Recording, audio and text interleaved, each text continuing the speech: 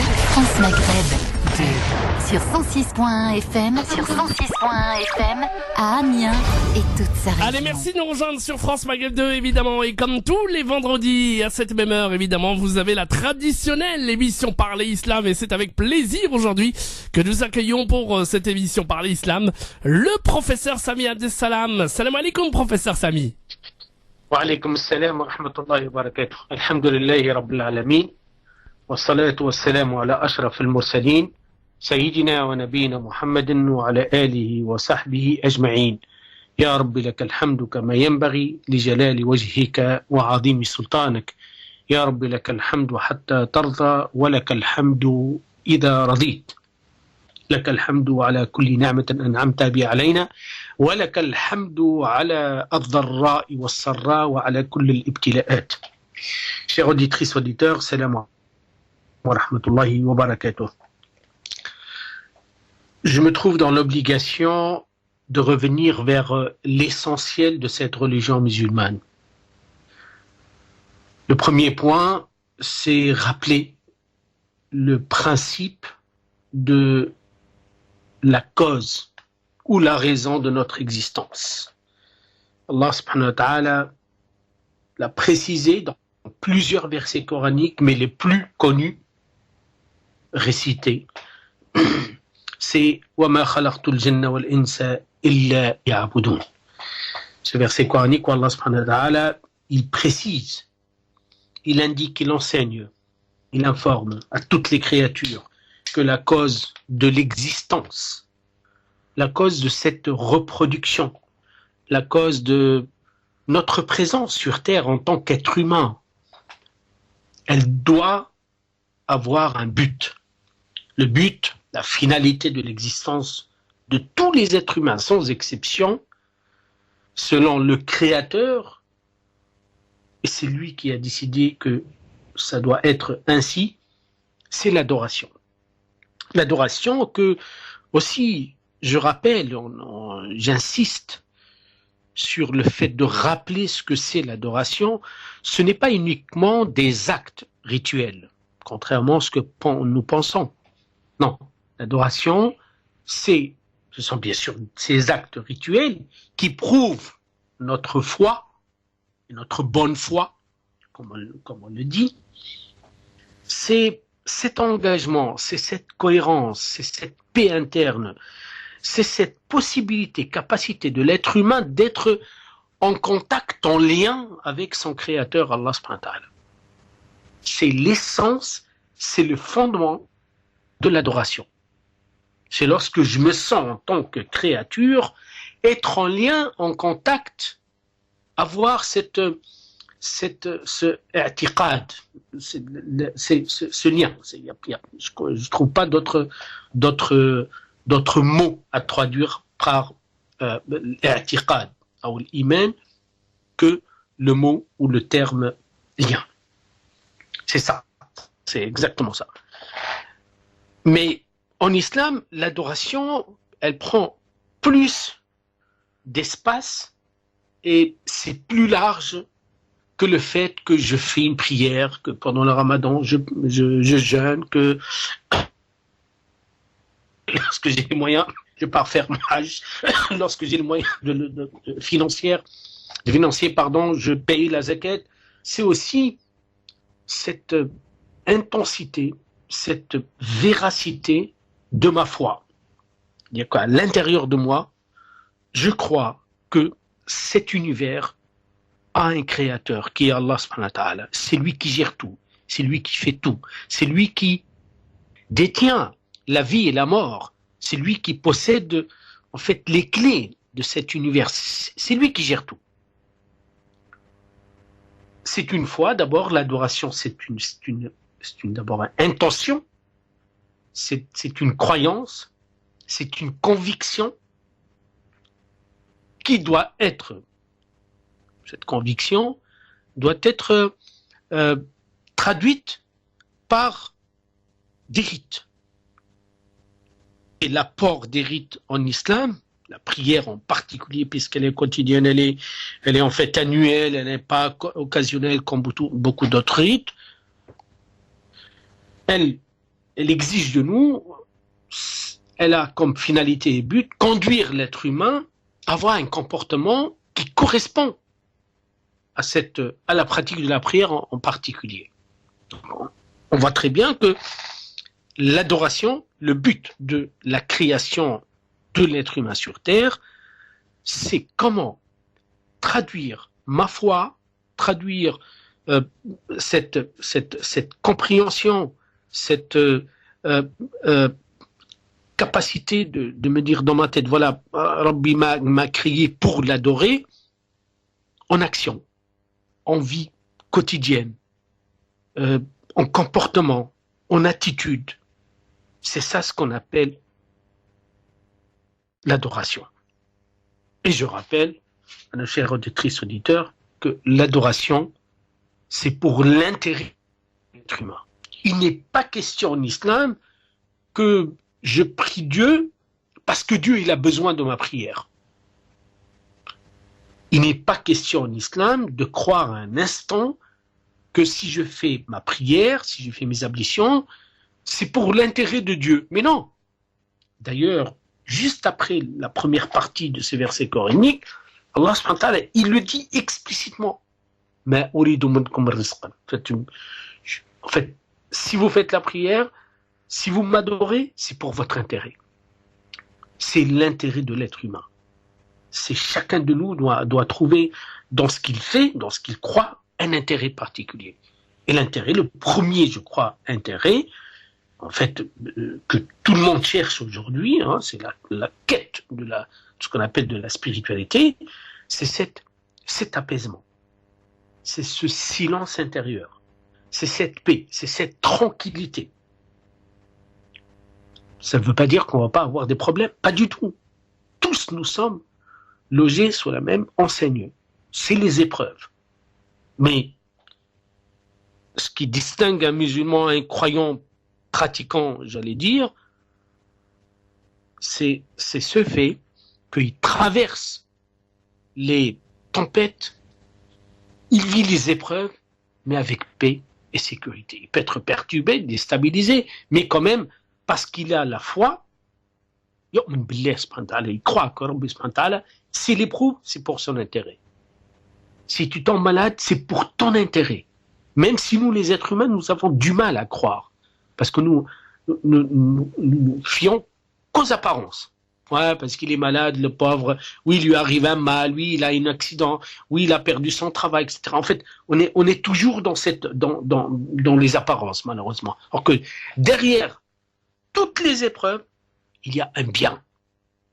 Et là, on tombe directement dans le qadar al-qadar, l'iman bil-qadar al-qadar, c'est le fait de croire que tout ce qui nous arrive, il y a certainement un bien. C'est tranquillisant, c'est sécurisant pour nous, les êtres humains.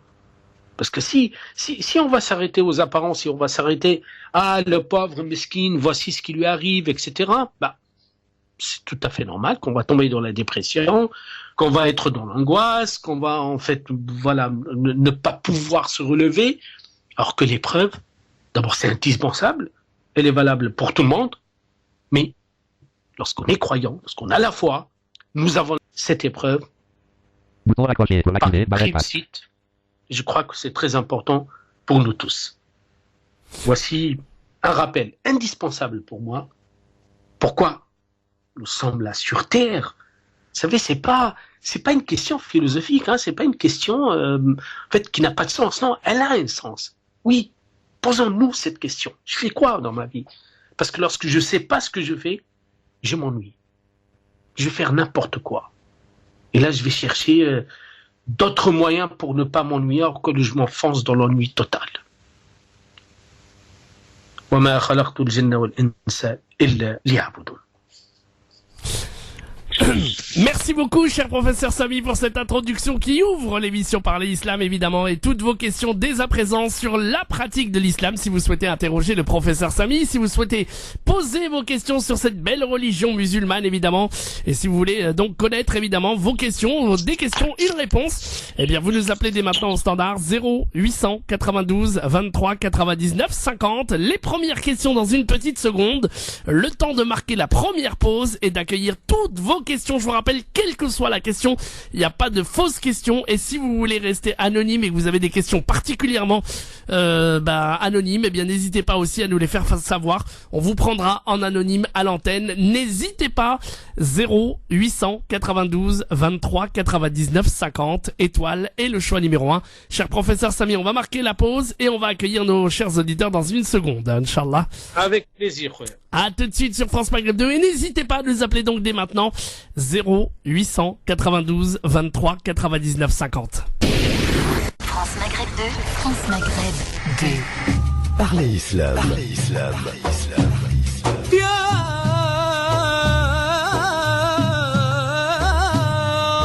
Parlez Islam pour répondre à vos questions, vos interrogations et vos doutes dans la mesure du possible en direct live. Parlez Islam pour mieux le vivre dans notre société. Et nous sommes de retour sur France Maghreb 2 dans cette édition Parlez Islam. On s'est débarrassé de la pub, on est donc tranquille pour accueillir vos appels évidemment.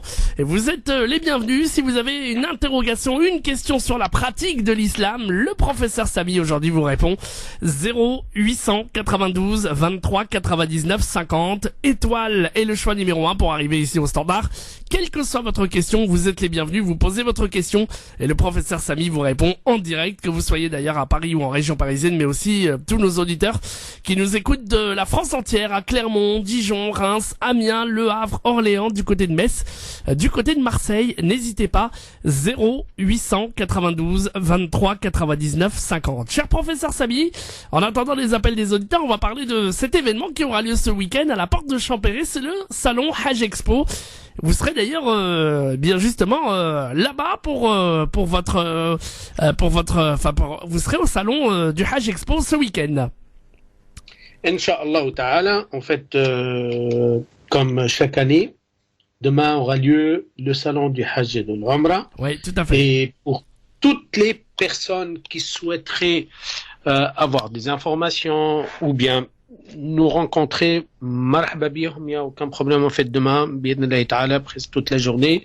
Je serai bien sûr avec l'équipe de France Maghreb 2 oui, tout à fait, pour vous accueillir et pour voilà en fait essayer de répondre aussi aux questions concernant le Hajj. Si des questions, en fait, je crois que nous avons tous beaucoup de questions. On aimerait bien avoir des réponses par rapport à au Hajj, Inch'Allah ta'ala. Donc demain, à la porte de Champéret, Inch'Allah ta'ala. Exactement, et l'entrée est totalement gratuite en plus, donc profitez-en. Non seulement donc il y a le salon du Hajj et Umrah, mais aussi si vous avez des questions sur les voyages touristiques, justement à l'étranger, vous avez aussi plein d'autres choses. Le halal, la finance islamique aussi aura lieu dans ce salon. Donc c'est le salon du Hajj Expo, qui aura lieu donc ce week-end, donc à la porte de Champéret. Vous y allez, il y a pas de souci, c'est entièrement gratuit. Rendez-vous et puis venez rencontrer toute l'équipe de France Maghreb. On fera d'ailleurs des reportages. On a déjà sur notre Facebook aussi, justement le directeur de Hajj Expo, du salon State Expo d'ailleurs qui s'appelle. Voilà, n'hésitez pas en tout cas à venir à la porte de Champéret nous rencontrer pendant tout le week-end. En attendant, donc on continue à accueillir. Inch'Allah. On continue à accueillir. Oui, en fait, j'ai juste une chose importante, c'est que j'ai reçu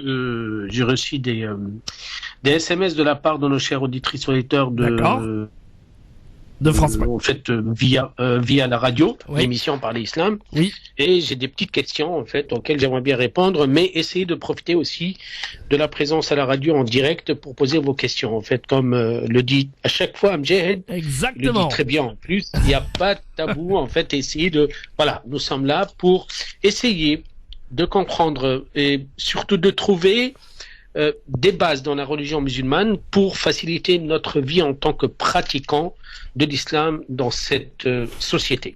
Hein, c'est un peu ça. En fait, c'est une question qui m'a été posée par un monsieur en fait marié. En fait, voilà, lui, il était gêné en fait à la poser à la radio. Il m'a envoyé par SMS. Je vais essayer de répondre. En fait, sa question concerne les grandes ablutions.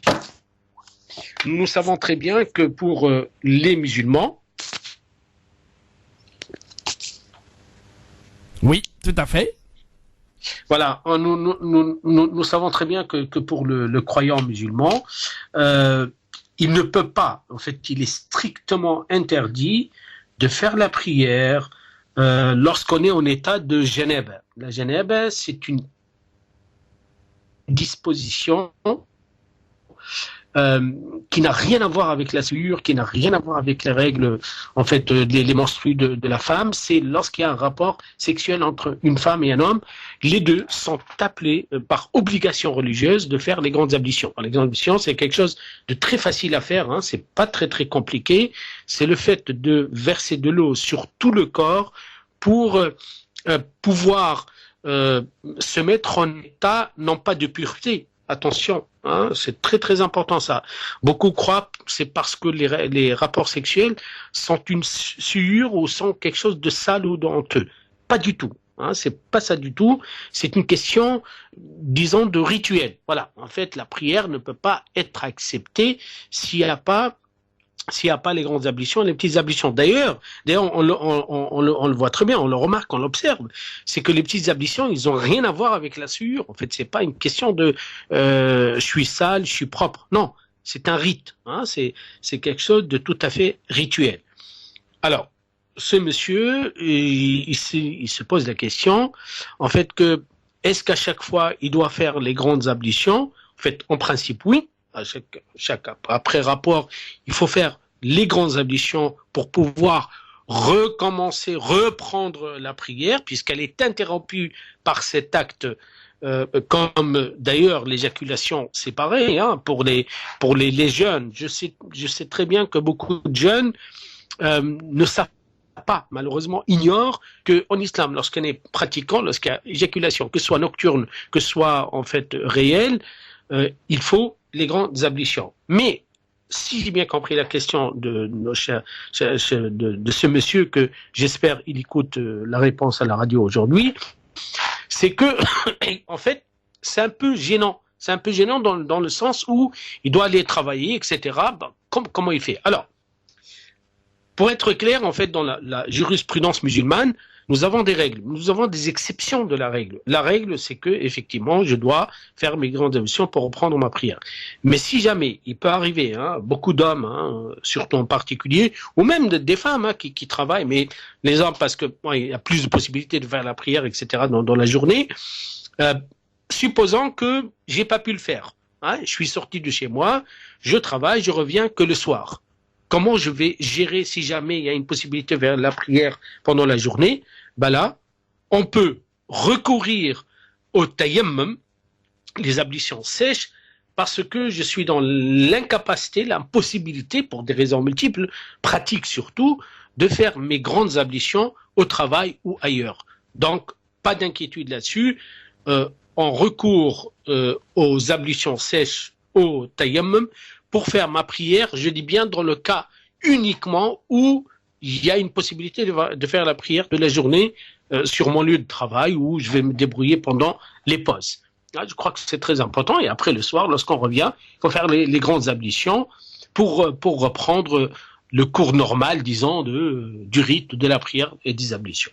Très important en tout cas par rapport à cette question, et c'est vrai que beaucoup de gens se la posent, et notamment pour cette question évidemment de la nocturnité, où évidemment il y a des éjaculations des fois même en nocturne, et vous faites bien de nous avoir rappelé cette règle, en tout cas dans l'islam. N'hésitez pas en tout cas vous aussi à nous appeler hein, si vous avez une question en direct à la radio. On vous attend 0892 23 99 50. Vous faites la touche étoile, le choix numéro 1, vous arrivez directement à l'antenne, on intercepte votre question en direct, vous parlez à l'antenne avec le professeur Samy, et vous posez votre question sur bien entendu la pratique de l'islam. Et je vous conseille d'appeler d'ailleurs plutôt maintenant, puisque après je vous rappelle que quand il est 8h et que vous essayez d'appeler, après il sera trop tard. Donc n'hésitez pas en tout cas, si vous avez une question dès maintenant en direct, 0892 23 99 50, étoile et le choix numéro 1. Je prendrai votre question en direct et vous serez prioritaire.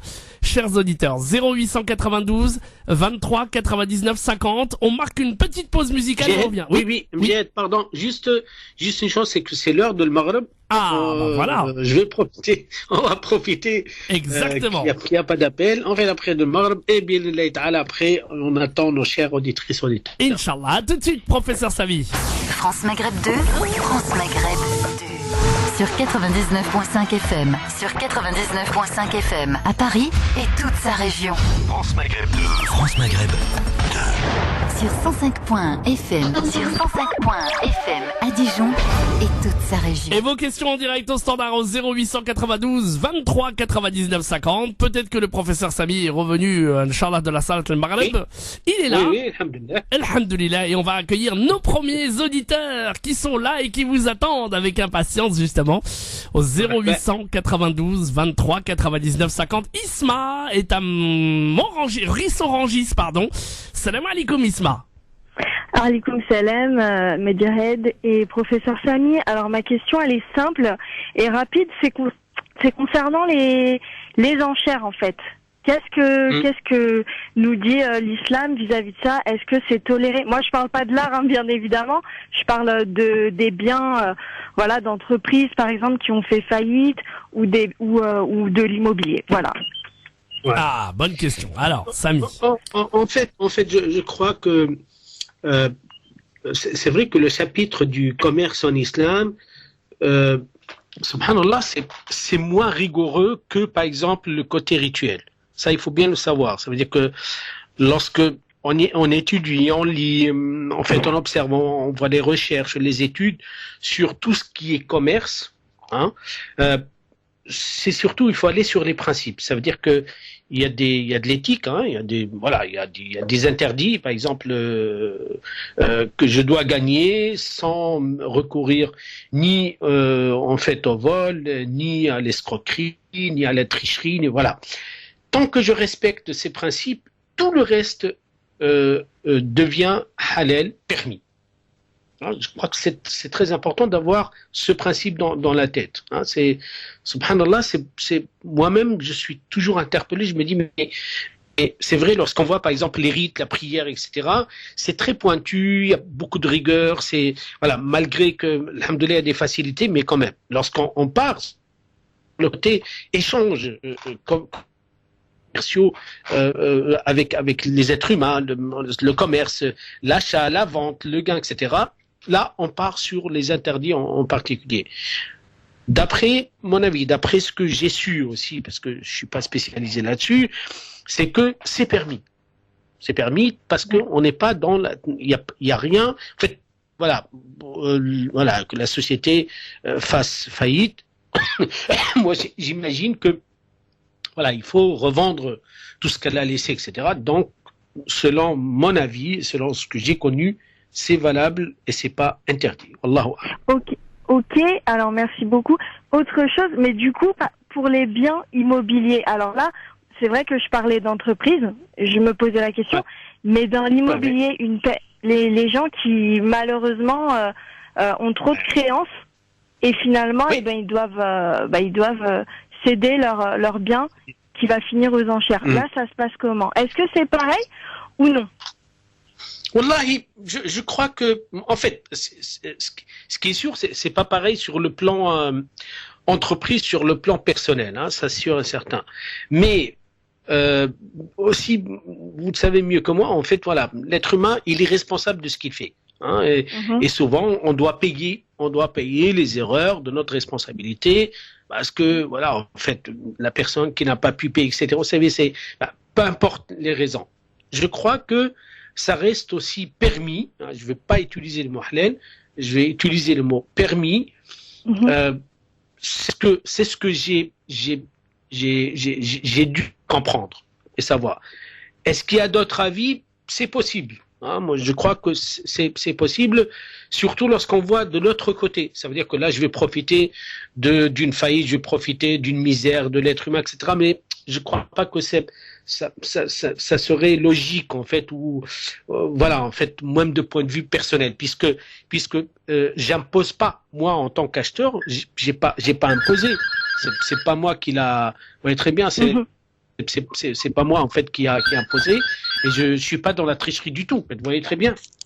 Vous voyez, c'est ça. Je crois que il faut partir là-dessus. Hein, il faut aller sur ce principe. Ah ouais, bah, comme vous pouvez le constater, Isma, il y a beaucoup d'auditeurs qui appellent l'émission. Exactement. Bon, bah, en tout cas, je vous remercie voilà. pour votre réponse, c'est très clair. Ah bah tant mieux. Avec grand plaisir, Isma, et merci beaucoup de votre appel, et revenez quand vous voulez. Dès que vous avez une autre question, vous êtes la bienvenue. Merci. À bientôt, Merci, Isma. Alaykoum salam, à bientôt. 0892 23 99 50 étoile et le choix numéro 1 pour poser vos questions en direct à la radio. L'émission Parler Islam, et quelle que soit votre question, on va accueillir Cyril qui nous appelle de Reims en Champagne-Ardenne. Bonjour Cyril.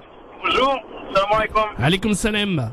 Vous m'entendez parce que j'ai mis la radio. Oui, mais il faut enlever la radio et surtout enlever votre rythme libre parce qu'on vous entend de loin, voilà. Ok, j'enlève ça tout de suite. Voilà, parce que ça fait du bruit en plus avec la voiture. Allez-y. Alors, votre question. Allô? Oui, c'est bon, on vous entend bien. Donc, salam alaikum wa rahmatullah. En fait, je suis converti depuis 5 ans. Et, j'ai 2 garçons. Et ma question, en fait, c'était sur la circoncision, savoir si c'était une obligation. Alors, il faut savoir une chose, c'est que la circoncision dans la religion musulmane n'a jamais été une obligation. Ça, il faut bien le savoir. Hein, parce qu'il n'y a pas... En fait, le hadith du prophète alayhi salatu wassalam est très clair. Hein. Khamsun min al-fitra. Il y a 5 choses qui font partie de la prédisposition, hein, de la nature chez l'être humain, disons. Donc, il n'y a pas question de l'obligation. Pourquoi j'ai dit ça? Parce que il n'y a aucun savant sur terre musulman, que ce soit ancien, que ce soit contemporain, a dit que la personne qui n'est pas circoncise, ça veut dire que par exemple, la prière sera pas valable ou je sais pas quoi. Non, pas du tout. En fait, c'est ça ce qu'on appelle condition. Mais est-ce que ça sera pas préjudiciable le jour du jugement dernier? Non, ça n'a rien à voir. Non, en fait, ça entrave ni la foi ni la pratique. D'accord. Ah, donc, si je ne sens pas de le faire, je le fais pas. Et si mes enfants, ma femme ne veut pas lui faire, je le fais pas. Attendez, j'ai pas encore fini. Hein. Oui. Maintenant, par rapport aux enfants. Nous avons la certitude, aujourd'hui, même en psychanalyse de l'enfant, c'est que la circoncision pour un enfant, elle a beaucoup de bienfaits. Elle a beaucoup de vertus. Ah, c'est énorme. Vous ne pouvez pas imaginer, mais c'est énorme. Aujourd'hui, toutes les études ont démontré, même à l'échelle internationale, etc., il y a des études qui ont été faites et ça a démontré que, effectivement, ça aide énormément pour le développement psychosexuel de l'enfant. Voilà, il y a des preuves aujourd'hui que c'est important. Mais à condition qu'on parle avec l'enfant, qu'on le trahit pas, qu'on fait pas quelque chose en fait, soi-disant une surprise. Non, ça marche pas du tout.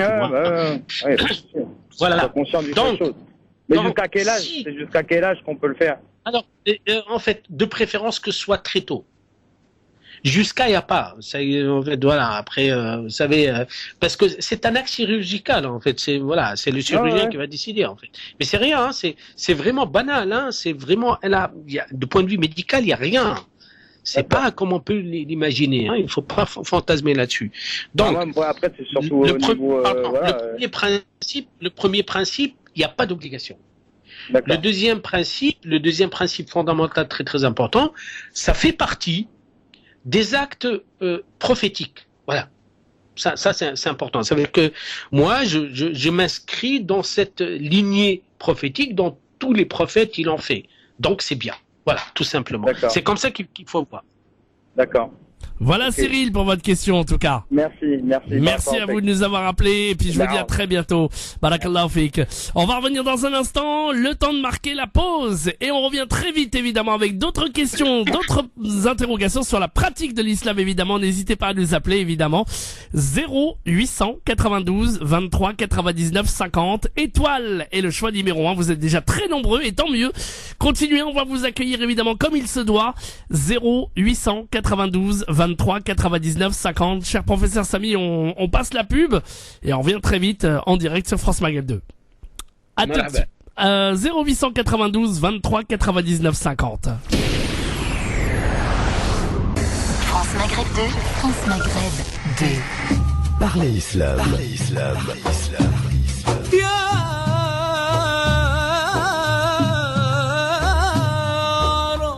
Islam pour répondre à vos questions, vos interrogations et vos doutes dans la mesure du possible en direct live. Parlez Islam pour mieux le vivre dans notre société. Et nous sommes de retour sur France Maghreb 2 dans cette édition Parlez Islam avec vos appels au standard au 0892 23 99 50. Vos interrogations sur la pratique de l'islam. Eh bien, le professeur Sabi est là pour vous répondre. 0892 23 99 50. Nous allons partir direction Courbevoie, cher professeur Sabi, avec Mohamed qui nous appelle de Courbevoie. Salam alaikum Mohamed. Alors monsieur Mohamed, je vais peut-être appuyer sur le bon bouton. Mohamed? Oui, bonjour. Bienvenue à vous, bonsoir. Merci. Salam alaikum professeur, salam alaikum Madjed. Salam alaikum. J'ai une petite question professeur, très simple, peut-être c'est une question bête, mais je voudrais avoir un éclaircissement sur quelque chose. Je suis marié, j'ai 4 enfants, et suite à ces enfants, on nous donne la location familiale. Allô, vous m'entendez? Oui, je vous écoute. D'accord. Comme c'était blanc, donc je savais pas si vous m'entendez. Donc cet argent, je l'utilise pour payer le loyer. Est-ce que je suis dans le bon droit, ou est-ce que je commets quelque chose une erreur ou pas? Bah, moi, je crois que cet argent, chacun il l'utilise comme il le voit, quoi. En fait, voilà. Il n'y a pas de. Il n'y a pas d'interdiction dans la dépense. Par exemple, comme je l'utilise là pour payer notre loyer, mais l'argent après qui sert de nos salaires, si vous voulez, ça nous permet de partir en vacances avec les enfants, de sortir avec eux, de les habiller, ça regarde de chacun. En fait, il n'y a pas d'interdiction. En fait, il n'y a pas de mal, voilà. C'est mieux, mal, c'est dans ce sens-là. Parce que je sais que moi, il touche une allocation de rentrée scolaire au mois d'août, mais cet argent-là, elle est destinée vraiment à eux, parce qu'elle est vraiment personnelle. C'est un argent qui arrive parce qu'ils sont à l'école et c'est vraiment à eux. Mais la CAF, c'est par rapport aux revenus. Donc je savais pas si je pouvais continuer à payer mon loyer avec ça et qui me permettait après d'avoir une facilité pour partir en vacances, pour avoir une panne de voiture, pour réparer plus facilement la voiture que d'amputer sur nos salaires. C'est pour ça. Ah, mais ça va de soi quand même, ça c'est. Il a raison, professeur Sami. Merci. Alaykoum salam. 0892 23 99 50 étoiles et le choix numéro 1 pour arriver au standard. Vous posez votre question. Le professeur Sami vous répond. 0892 23 99 50. Mimouna est à Paris. Salam alaikum Mimouna. Ouais, comme salam. Bienvenue à vous. Bonjour. Excusez-moi, je voulais poser une question. Écoute, madame. Je ne vous entends pas très bien. Je vous écoute, madame. Ah, d'accord, ça m'écoute. Je sais pas si c'est... Là, on peut poser des questions au cher, c'est ça? Ben oui, il est là, il est avec vous, il vous écoute. Il n'y a pas de souci. Allez-y. Ah, d'accord. J'attendais pas. En fait, j'avais une question à poser par rapport au crédit.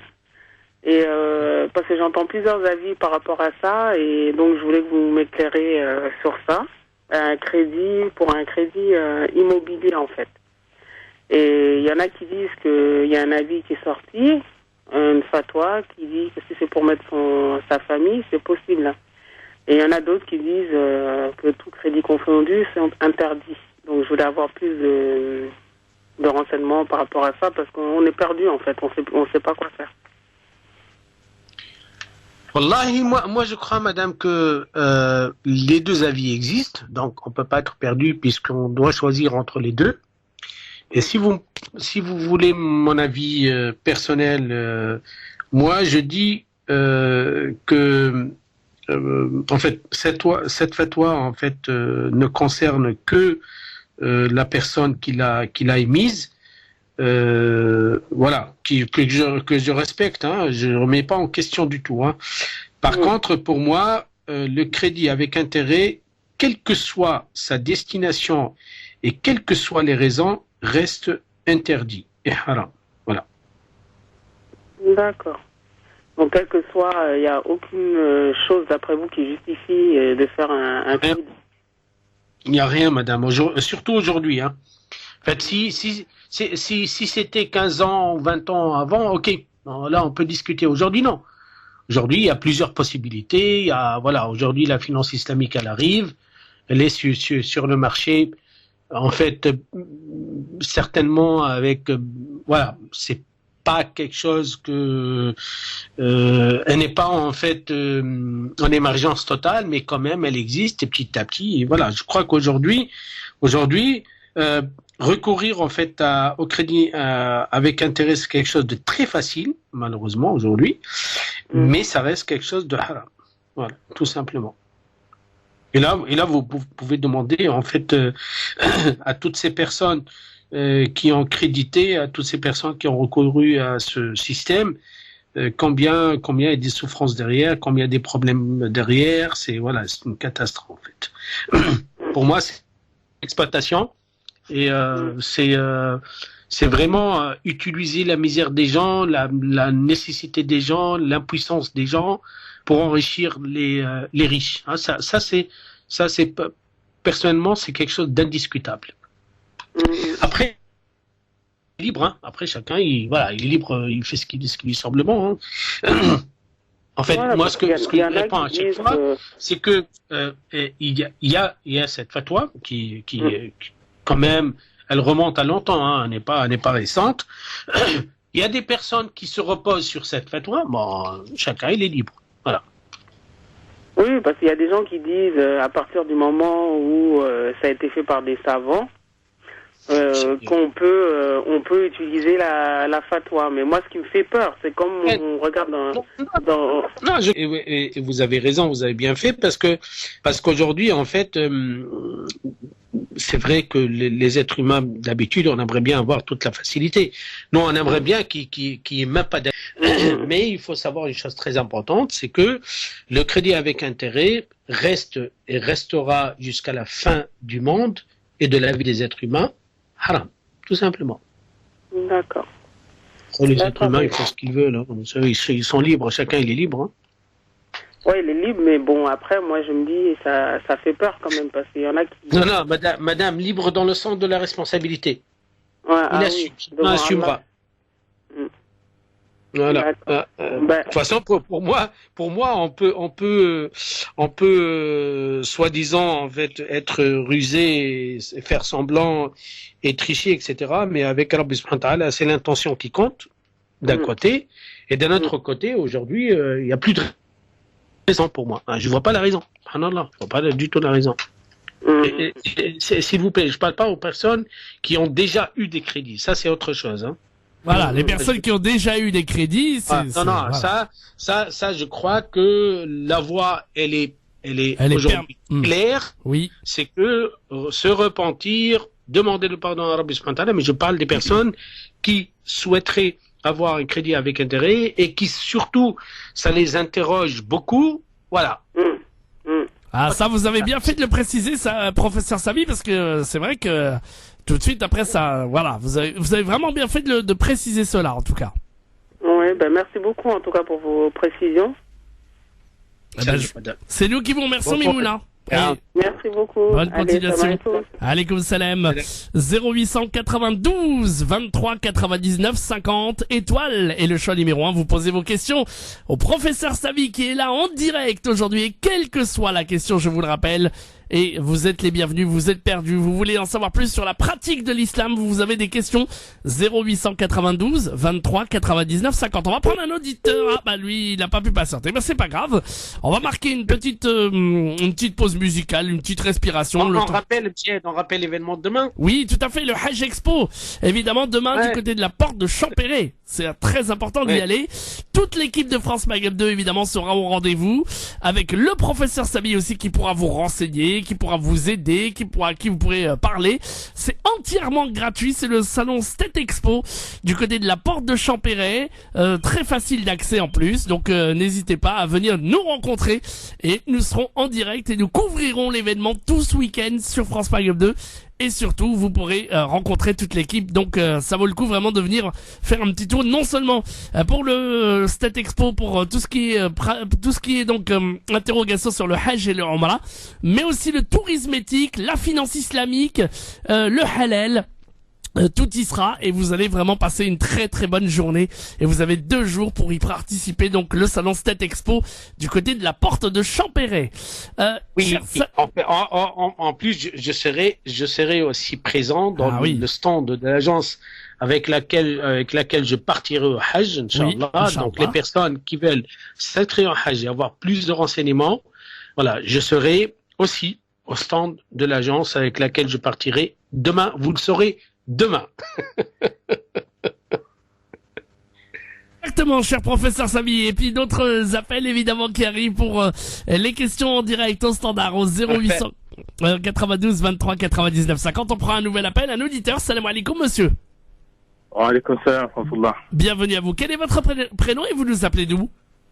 Alors mon prénom c'est Ghislain, j'appelle de Creil. Ghislain de Creil. Soyez le bienvenu Ghislain, le professeur Samy vous écoute. D'accord, ouais, salam alaikum. Alors, j'ai une question. Alors, ça concerne une cérémonie de mariage, en fait. Moi, si vous voulez, je suis converti et je dois me marier. Et en fait, ma fiancée, elle est chrétienne. Elle mange pas de porc, elle boit pas d'alcool non plus, alhamdoulilah. Et ce qui se passe, c'est qu'on voudrait organiser une cérémonie de mariage avec nos familles. Mais j'ai ma mère qui souhaiterait ramener de l'alcool. Donc moi j'étais pas d'accord et elle insiste et donc je voulais savoir si est-ce que je la laisse ou est-ce que je suis autorisé à la laisser ou vraiment je lui interdis en fait. Voilà, c'est ma question.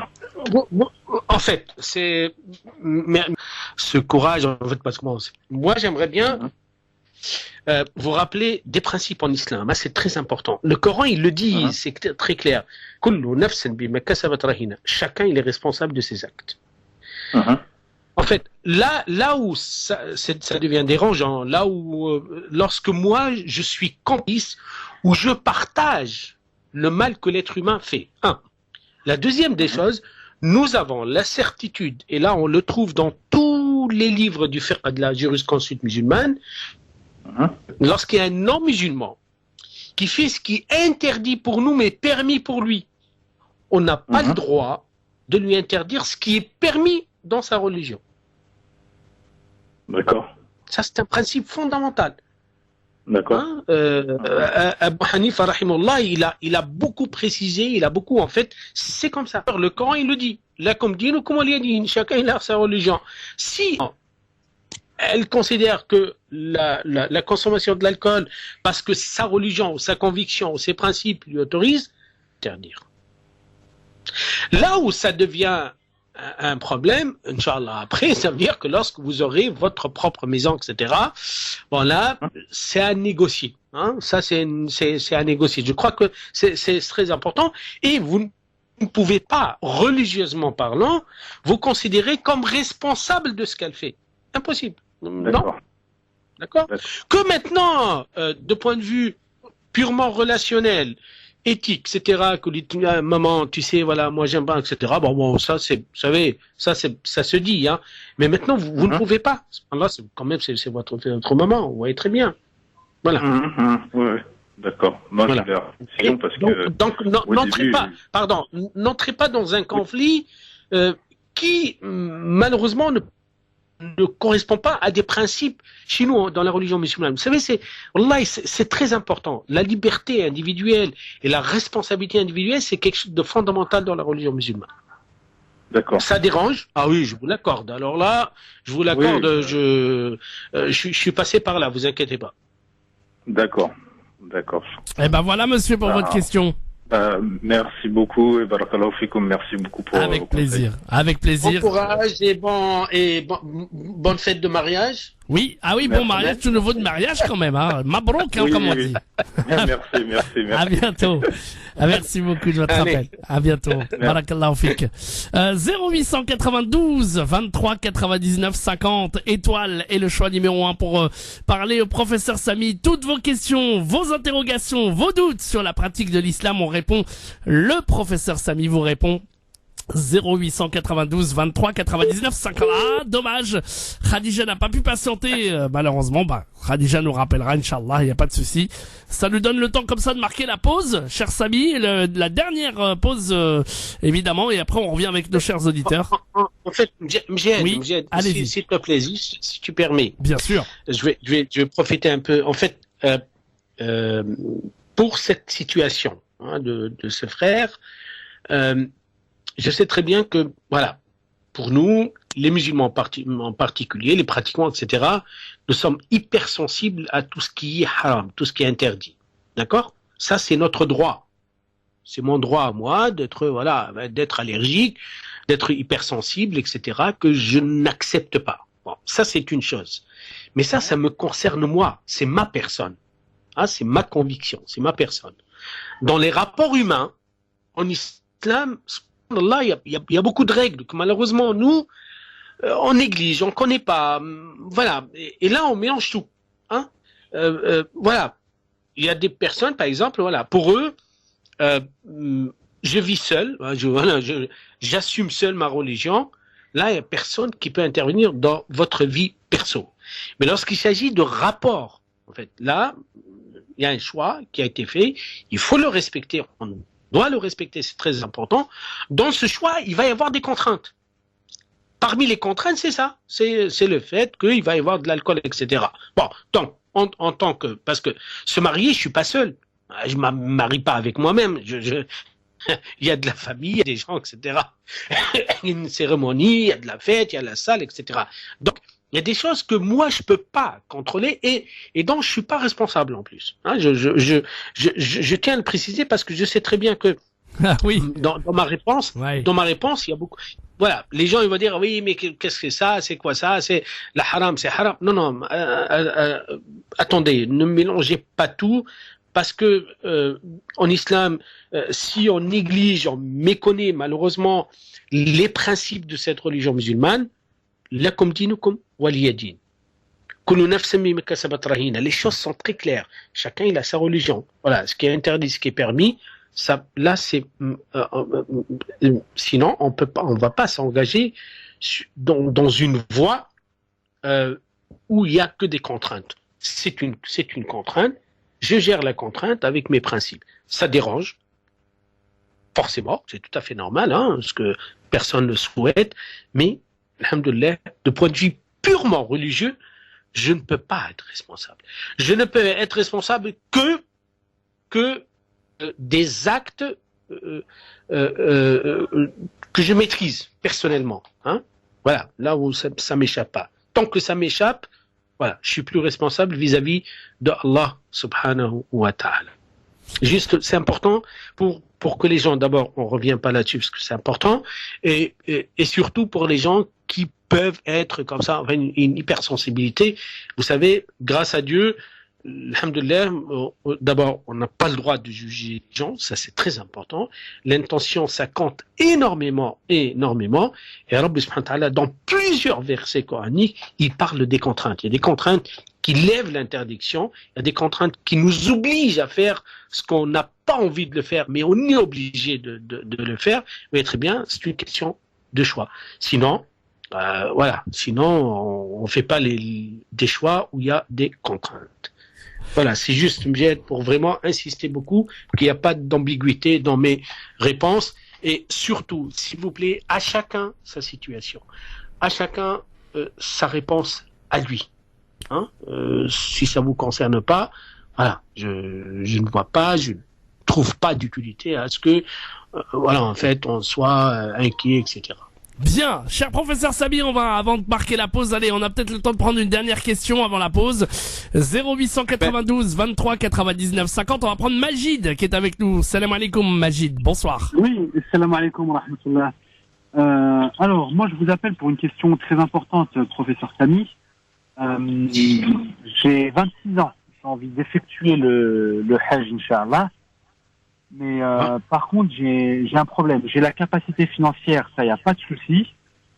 Mais le problème, c'est que quand je reviendrai du Hajj, Inch'Allah, là, je suis en location, mais je voudrais prendre un crédit pour prendre une maison. Pour laisser ça à mes enfants éventuellement plus tard. Enfin, voilà. Voilà, comme toutes les personnes. Et je voulais savoir si je pouvais aller au Hajj ou s'il fallait que je m'abstienne rien que pour ça. Une très bonne question. Oui, oui. Non, parce qu'il y a une chose très très importante. C'est que, subhanallah, pourquoi vous faites le lien entre les deux, hein? Et pourquoi vous anticipez? En fait, moi je crois que libérer de votre tête, en fait, le fait, voilà, je vais revenir, etc. Parce que bon, on ne sait pas qu'est-ce qui va se passer. Subhanallah, comme si beaucoup de femmes me posent la question. Voilà, je vais aller Hajj, mais j'ai peur que si jamais je reviens, je peux plus mettre le foulard, etc. Mais subhanallah, vous savez, il y a un principe fondamental dans le bonheur de l'être humain, c'est que je dois vivre l'instant T. Là où je suis, je le vis. Il y a un Hajj, un tawakkul ala Allah, je vais aller, je vais profiter au maximum. Après, on verra, wallahi, on verra qu'est-ce qui va se passer. Peut-être Rabbi il ouvre des portes, peut-être il va nous éprouver, je ne sais pas du tout. Donc, ne faites pas le lien d'abord entre deux temps que vous maîtrisez pas du tout, hein, et entre une ibad que voilà, vous voulez partir, etc., au tawakkul ala Allah, parce que c'est important. Faites-le, après on verra qu'est-ce qui va se passer dans votre tête. Franchement, honnêtement, parce que vous savez, c'est que moi je crains le fait de penser ainsi, subhanallah, vous vous bloquez sur une pratique, sur une obligation, alors vous pouvez la rater. Ça n'a pas de sens. Je vais faire mon hajj, et après, après on verra. Après on discutera de ce qui va se passer, etc., le crédit. Je crois que c'est très important. Wallahi, c'est hyper important. Moi c'est comme ça que je vois les choses. Ok, Majid. Les choses, mais bon, en entendant d'autres personnes qui nous disent non, etc., c'est vrai que ça nous bloque, mais dans ma tête, c'était... Non, wallahi, شوف خويا سامحني. أنا je crois, honnêtement parlant, شوف, subhanallah, voilà. Pourquoi ne pas appliquer ce qui est maintenant et laisser ce qui pourrait être appliqué, etc., pour après. En fait, surtout ne faites pas le lien. Voilà, moi, ce qui me dérange dans tout ça, le lien. Après, vous savez mieux que moi que, subhanallah, il y a des gens, moi, c'est ça ce qui me dérange.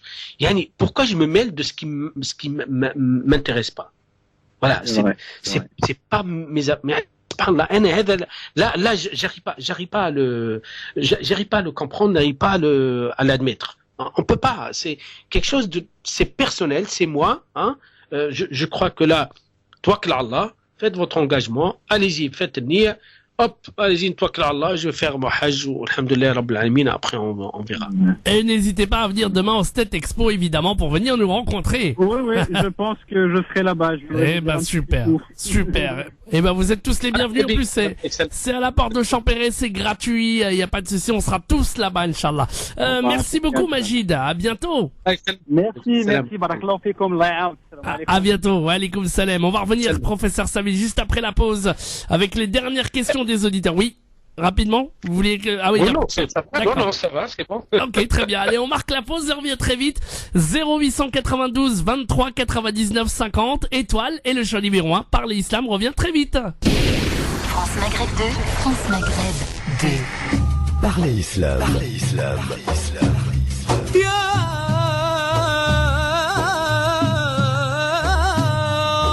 Parler Islam pour répondre à vos questions, vos interrogations et vos doutes dans la mesure du possible en direct live. Parler Islam pour mieux le vivre dans notre société. Et il est là, la dernière partie de l'émission Parler Islam avec vos questions en direct au 0892 23 99 50. Cher professeur Sami, on va accueillir Malika.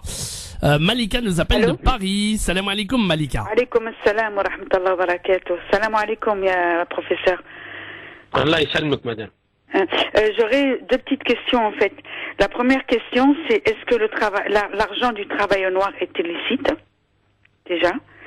Et la deuxième question, c'est moi j'aimerais faire mon hajj cette année, Inch'Allah.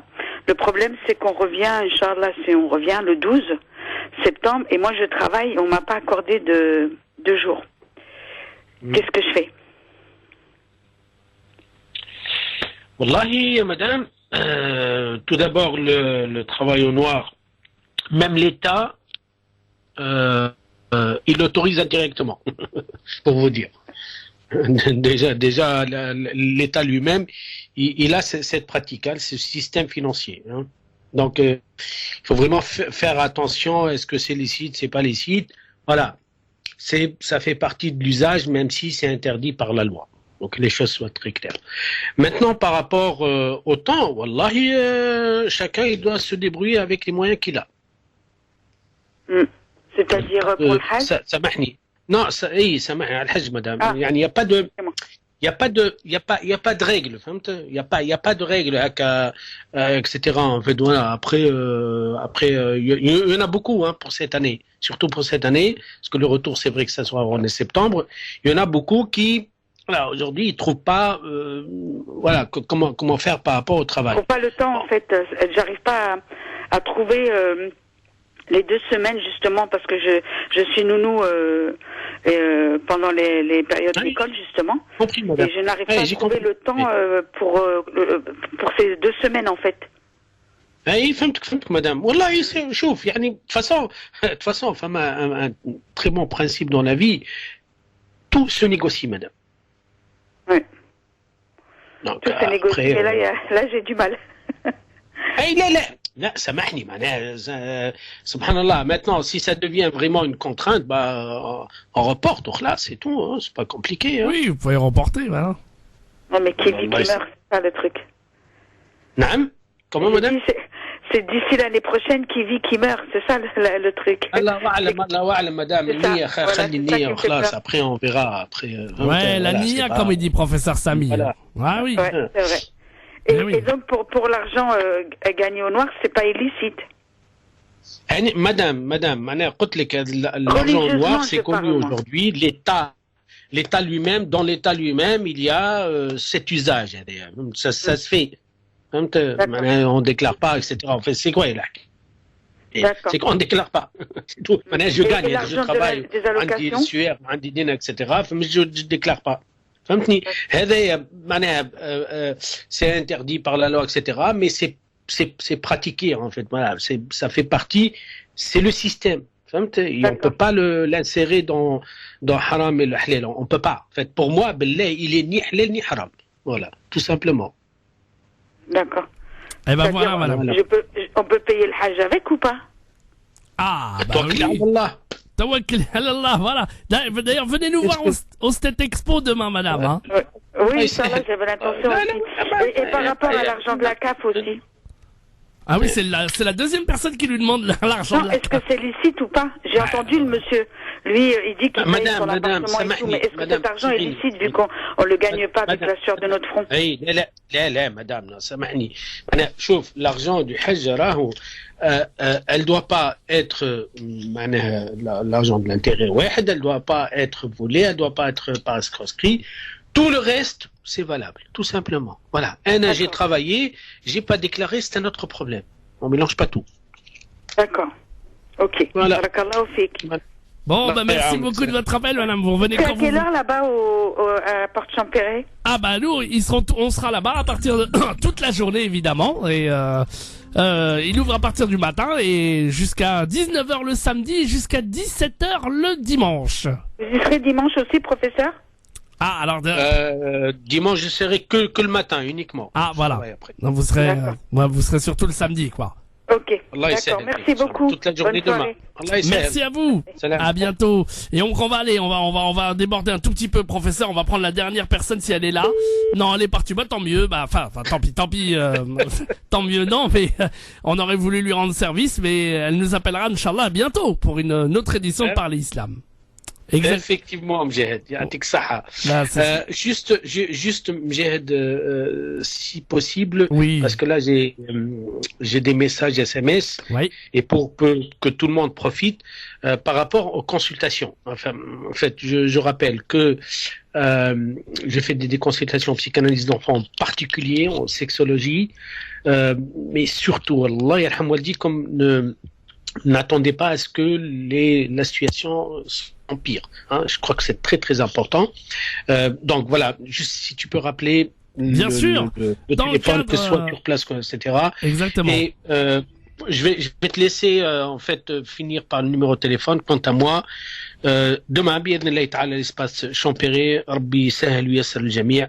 والسلام عليكم ورحمة الله وبركاته. Merci beaucoup, cher professeur Samy. Et je rappelle évidemment que dans le cadre de l'association des 3A, si vous souhaitez rencontrer le professeur Samy, évidemment pour des consultations, il est psychanalyste évidemment, et bien vous l'appelez, vous lui envoyez simplement un petit texto avec un petit mot en disant je veux une consultation.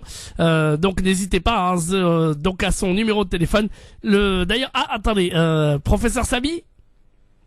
Voilà, donc le 07 82 07 82 82 18 07 82 74 18 75, pardonnez-moi, 07 82 74 18 75, en lui mettant donc un texto et en lui mettant tout simplement je veux une consultation. Il n'y a pas de problème pour les rendez-vous dans le cadre des associations de l'association Les 3A. 07 82 74 18 75. Et n'oubliez pas qu'il sera également demain avec toute l'équipe de France Maghreb 2 au salon State Expo. C'est donc du côté de la porte de Champéret tout le week-end. Si vous voulez évidemment vous faire une petite balade sympathique, non seulement pour connaître toutes les modalités pour le Hajj, le Umrah, mais aussi le tourisme éthique, le halal qui sera bien entendu représenté là-bas aussi, et puis également représenter aussi la finance islamique en islam. Voilà, State Expo donc demain du côté de la porte de Champéret. Je vous salue, je vous dis à demain 14h. Salam alaikum.